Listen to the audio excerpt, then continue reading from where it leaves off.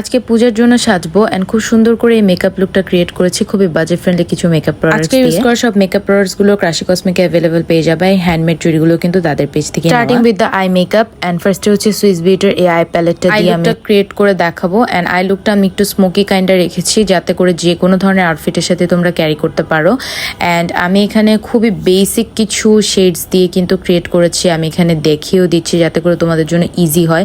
এখানে তোমরা তোমাদের পছন্দ মতো শিমার শেড ইউজ করতে পারো। আমি এখানে একটু কপার গোল্ডেন কালারটা ইউজ করছি। মোস্ট অফ দ্য প্রোডাক্টসই থাকবে সুইস বিউটির কাজলটা খুবই লং লাস্টিং এন্ড ওয়াটারপ্রুফ। এখন বেজে চলে যাচ্ছি। বেজের জন্য আমি সুইস বিউটির এই ব্লারি প্রাইমারটা ইউজ করবো। এটা একটা silicon based primer for oily skin, যাদের পোরস এর প্রবলেম আছে এই প্রাইমারটা একটা মাস্ট হ্যাভ। এরপরে সুইস বিউটির ফাউন্ডেশনটা ইউজ করে নিচ্ছি। এটা আমার শেড নাম্বার হচ্ছে 2, একদম পারফেক্ট যায় আমার স্কিনের সাথে।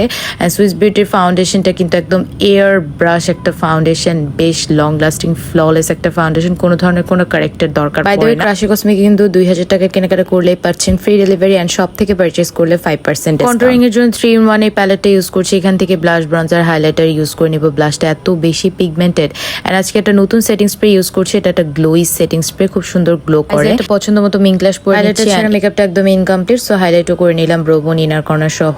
And lip combo beauty glazed lip কম্বোটা ইউজ করেছি। This is the full and final. তোমরা আমাকে কমেন্ট সেকশনে জানাও আমাকে কেমন লাগছে এন্ড তোমাদের কাছে লুকটা কেমন লেগেছে।